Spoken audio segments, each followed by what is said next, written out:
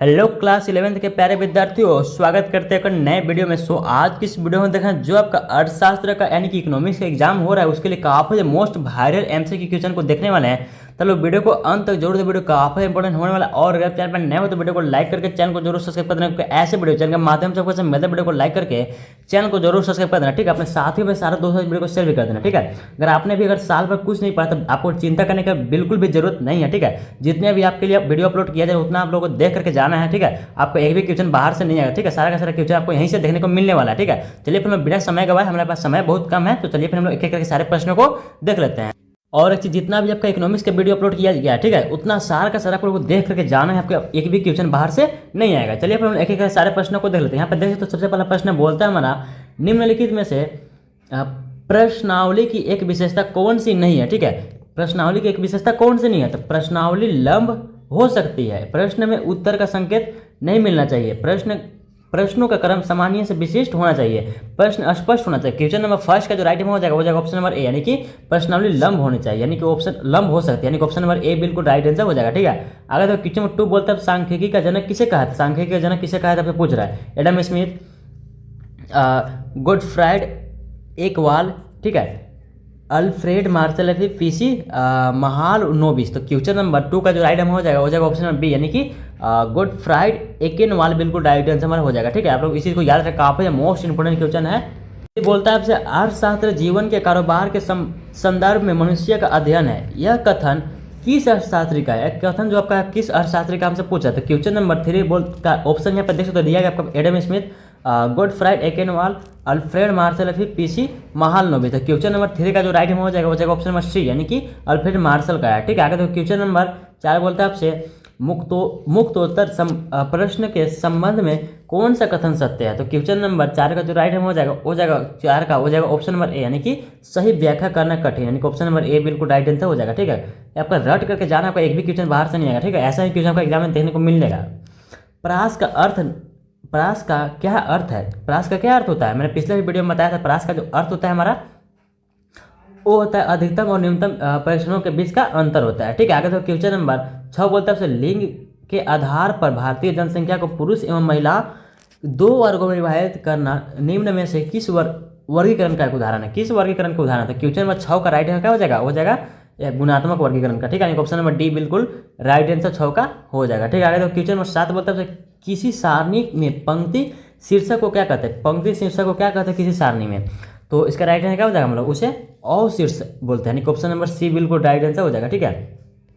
आठ क्या बोलता है, आय चित्र किस प्रकार के चर के लिए बनाए जाते हैं, आय चित्र किस प्रकार के चर के लिए बनाया जाता है। क्वेश्चन नंबर 8 का जो राइट आंसर हो जाएगा वो जाएगा ऑप्शन नंबर ए, यानी कि संतत चर, यानी कि ऑप्शन नंबर ए बिल्कुल इसका राइट आंसर हो जाएगा। 9 क्या बोलता है, सभी प्रेक्षणों के मूल्यों के लिए के योग को प्रेक्षणों की संख्या से भाग देने पर प्राप्त भागफल को क्या कहा जाता है। तो इस भागफल को जो हम कहते हैं क्या कहते हैं, जिसे हम लोग बोलते हैं समांतर माध्य, यानी कि ऑप्शन नंबर ए बिल्कुल राइट आंसर हो जाएगा, ठीक है। आगे तो क्वेश्चन नंबर 10 क्या बोलता है, निम्नलिखित में से किस प्रकार की गणना करने के लिए आंकड़ों को बढ़ते क्रम में रखना अनिवार्य होता है, किस प्रकार गणना करने के लिए। तो हम लोग माध्यिका का, यानी कि 10 का क्या हो जाएगा हमारा ऑप्शन नंबर बी हो जाएगा, यानी कि माध्यिका का गणना करने के लिए अवरोही क्रम, यानी कि बढ़ते हुए क्रम में हम लोग को सजाना होता है। 11 क्या बोलता है, निम्नलिखित में से कौन सा औसत दिए गए आंकड़ों को 4 बराबर भागों में विभाजित करता है, 4 बराबर भागों में विभाजित करता है, चतुर्थक, यानी कि क्वाड्राइल है। ऑप्शन नंबर सी बिल्कुल 11 का राइट आंसर हो जाएगा। आगे देखो क्वेश्चन 12 क्या बोलता है, मानक विचलन के सापेक्ष माप को क्या कहते हैं, मानक विचलन के सापेक्ष माप को जो हम लोग कहते हैं उसे हम लोग क्या कहते हैं, उसे हम लोग विचलन गुणांक कहते हैं, ऑप्शन नंबर बी इसका बिल्कुल राइट आंसर हमारा हो जाएगा, ठीक है। आगे देखो 13 बोलता है, निम्नलिखित में किस माप की गणना में प्रेक्षणों के औसत से विचलनों के निरपेक्ष मान को लिया जाता है, ठीक है। तो इसको जो हम लोग लेते हैं कहाँ से लेते हैं, हम लोग माध्य विचलन से लेते हैं, ऑप्शन में बी बिल्कुल राइट आंसर हो जाएगा, ठीक है। ये वीडियो ज़्यादा लंबा नहीं हुआ, 10 मिनट के अंदर हम लोग इस वीडियो को खत्म करने का कोशिश करेंगे। आगे देखो क्वेश्चन नंबर 14 क्या बोलता है, यदि किसी आंकड़े का मानक विचलन 16 तथा समांतर माध्य कितना है 50 है, तो विचलन गुणांक का मान होगा, ठीक है। विचलन गुणांक का मान हमसे पूछा है, तो कैसे निकालते हैं इसको, देखो हमारे पास क्या दिया, मानक विचलन का मान हमारे पास 16 दिया है, तो इसे हम लोग रखो ऊपर रखो, उसके बाद समांतर माध्य का मान हमारे पास 50 है, इसको रखो नीचे, इसको 100 से गुना कर दो, इसे हम लोग परसेंटाइल में निकालते हैं ना, परसेंटेज में, तो इसे 100% से गुना करना होता है, ठीक है। तो एक जीरो से एक जीरो गया, जब लोग 5 से 16 होगा तो कितना बार कटेगा, हमारा कट जाएगा 3.2 आ जाएगा, ठीक है। 3.2 गुना करो, 3.2 गुना 10 करो, तो कितना हो जाएगा 32 हो जाएगा। 32% बिल्कुल राइट आंसर हो जाएगा, ठीक है। यानी कि 32% कहाँ पे हमारा ऑप्शन नंबर डी बिल्कुल राइट आंसर हो जाएगा, ठीक है। आगे देखो क्वेश्चन नंबर 15 क्या बोलता है, सहसंबंध गुणांक दो चरों के बीच किस प्रकार के सहसंबंध का संख्यात्मक माप है, तो किस प्रकार का संख्यात्मक माप है, तो क्वेश्चन नंबर 15 का जो राइट आंसर हो जाएगा क्या हो जाएगा, ऑप्शन नंबर बी यानी कि रेखीय सहसंबंध बिल्कुल राइट आंसर हो जाएगा। 16 क्या बोलता है, यदि दो चरों के बीच सहसंबंध पूर्णतः धनात्मक है तो सहसंबंध गुणांक का मान क्या होगा, तो सहसंबंध धनात्मक है तो सहसंबंध गुणांक का जो मान होगा हमारा कितना हो जाएगा, ये हो जाएगा हमारा 0 हो जाएगा, ठीक है। आप लोग किसी को याद रखना। आगे देखिए क्वेश्चन में 17 क्या बोलता है, कोटि सहसंबंध के विकास का श्रेय किसे जाता है, तो जो श्रेय जाता है किसे जाता है, ये स्पीयरमैन यानी कि ऑप्शन नंबर सी बिल्कुल राइट आंसर हमारा हो जाएगा। 18 क्या बोलता है हमारा, निम्न में से कौन सा सूचकांक खुदरा कीमतों में औसत परिवर्तन को मापता है, तो औसत परिवर्तन कौन मापता है, क्वेश्चन नंबर 18 का राइट आंसर क्या हो जाएगा, ऑप्शन नंबर डी यानी कि उपभोक्ता कीमत सूचकांक बिल्कुल राइट आंसर हमारा हो जाएगा। 19 क्या बोलता है, 19 क्या बोलता है हमसे, लेस्पियर का कीमत सूचकांक में किसे भार के रूप में प्रयुक्त किया जाता है, किसे भार के रूप में प्रयुक्त किया जाता है। 19 का राइट आंसर क्या हो जाएगा हमारा, हो जाएगा ऑप्शन नंबर डी यानी कि आधार अवधि की मात्रा, यानी ऑप्शन नंबर डी बिल्कुल राइट आंसर हो जाएगा। 20 क्या बोलता है,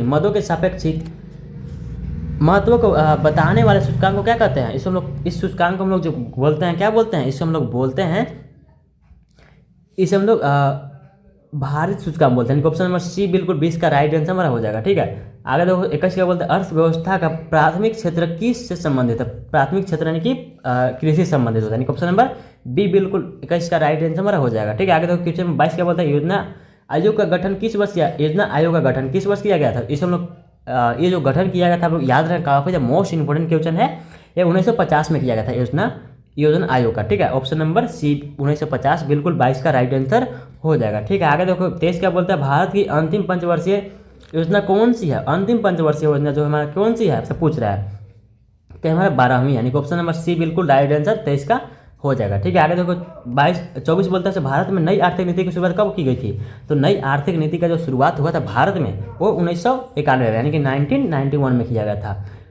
बोलता है आपसे 25 विनिवेश का उद्देश्य क्या है, यानी कि डिस इन्वेस्टमेंट का उद्देश्य हमसे पूछ रहा है, तो 25 का जो राइट आंसर हो जाएगा वित्तीय अनुशासन बढ़ाना, आधुनिकीकरण में सहायता देना, ठीक है, सरकार द्वारा आय एकत्रित करना, ऑप्शन नंबर डी यानी में से सभी, ऑप्शन नंबर डी बिल्कुल राइट आंसर हो जाएगा, ठीक है।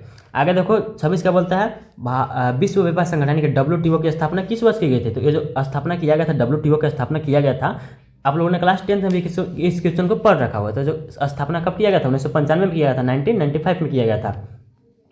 27 क्या बोलता है, ग्रामीण जनता की आजीविका के मुख्य आधार क्या है, मुख्य आधार क्या है हमारा, ग्रामीण जनता की आजीविका का मुख्य आधार, तो 27 का राइट आंसर क्या हो जाएगा हमारा, कृषि यानी कि ऑप्शन नंबर ए बिल्कुल राइट आंसर हो जाएगा। 28 क्या बोलता है, निम्न में से कौन सा देश कपास का सबसे बड़ा उत्पादक देश है, कपास का सबसे बड़ा उत्पादक देश कौन सा है इनमें से, तो कपास का जो सबसे बड़ा उत्पादक देश की बात किया जाए तो कौन सा हो जाएगा हमारा, भारत हो जाएगा, यानी ऑप्शन नंबर डी इसका बिल्कुल राइट आंसर हमारा हो जाएगा, ठीक है। आगे देखो क्वेश्चन नंबर 29 क्या बोलते हैं, हमारा महात्मा गांधी राष्ट्रीय ग्रामीण रोजगार गारंटी अधिनियम किस वर्ष पारित किया था, यानी कि मनरेगा, जो मनरेगा था वो किस वर्ष पारित किया गया था, 29 का जो राइट आंसर हो जाएगा क्या हो जाएगा हमारा, ऑप्शन नंबर बी यानी कि 2005 में लागू किया गया था, ठीक है। आगे देखो 30 बोलता है आपसे निम्न में से कौन सा मानव पूंजी नहीं है, मानव पूंजी नहीं है से पूछ रहा है, ठीक है, कौन सा मानव पूंजी नहीं है, तो 30 का जो राइट आंसर हो जाएगा क्या हो जाएगा, कंप्यूटर जो क्या है हमारा मानव पूंजी नहीं है, ठीक है। बाकी बात इंजीनियरिंग है, डॉक्टर है, शिक्षक है, लेकिन कंप्यूटर मानव पूंजी नहीं है।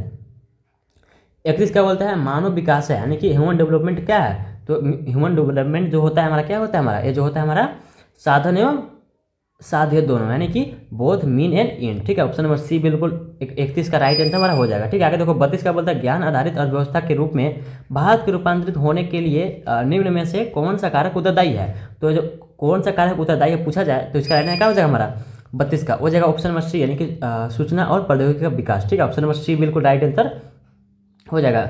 33 का बोलता है, आधारिक संरचना के अंतर्गत आता है, आधारिक संरचना के अंतर्गत क्या होता है, 33 का राइट आंसर क्या हो जाएगा हमारा ऑप्शन नंबर बी डी, यानी कि कौन सा, बिजली भी, सिंचाई भी, सड़कों का निर्माण भी, ऑप्शन नंबर डी उपरोक्त सभी बिल्कुल राइट आंसर हो जाएगा।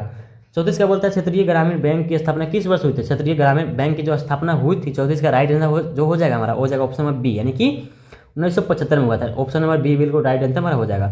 35 का बोलता है ग्रामीण श्रम बल का अनुपात शहरी श्रम बल की तुलना में क्या होता है? ग्रामीण श्रम बल का अनुपात शहरी श्रम बल की तुलना में अधिक होता है, यानी ऑप्शन नंबर ए बिल्कुल राइट आंसर हो जाएगा। ठीक है, आप लोगों ने देखा होगा कि शहर से ज़्यादा मेहनती लोग गाँव में होते हैं। ठीक है, 35 का राइट आंसर क्या हो जाएगा? ऑप्शन नंबर ए हो जाएगा।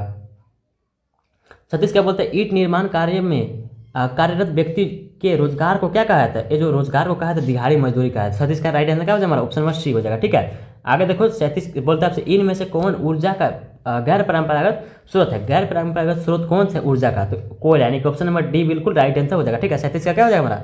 37 का क्या हो जाएगा? ऑप्शन नंबर सी हो जाएगा। ठीक है, गैर परंपरागत की बात करें तो सौर ऊर्जा हो जाता है। ठीक है, ऑप्शन नंबर सी बिल्कुल राइट आंसर हो जाएगा 37 का। आगे लास्ट में 3 प्रश्न बचा हुआ बोलता है आपका क्वेश्चन नंबर 38 इनमें से कौन स्वास्थ्य के निर्धारक का सूचक है?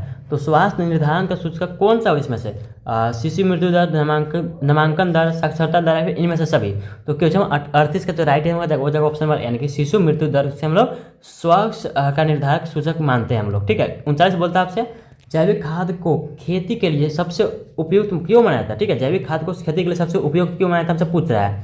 तो देखो क्यों माना जाता है, क्योंकि हमने इनमें रासायनिक पदार्थ नहीं है। ठीक है, इसलिए हम लोग इसे उपयोगी मानते हैं। बोलते हैं आपसे SAARC का गठन कब हुआ था? सार का गठन कब हुआ था? ये जो गठन हुआ था हमारा सार का वो हुआ था 8 दिसंबर 1985 को। आप लोग याद रखना, काफी मोस्ट इंपोर्टेंट क्वेश्चन। ठीक है, तो ये था लोग 40 मोस्ट वायरल MCQ क्वेश्चन। ठीक है, जितना भी आपका इकोनॉमिक्स का वीडियो अपलोड किया जा रहा है उतना आप लोगों को देख करके जाना। बहुत सारे क्वेश्चन आप लोगों को डायरेक्ट एग्जाम के क्वेश्चन पेपर में देखने को मिलेगा। ठीक है, तो मिलता है किसी नेक्स्ट वीडियो में, तब तक के लिए बाय बाय।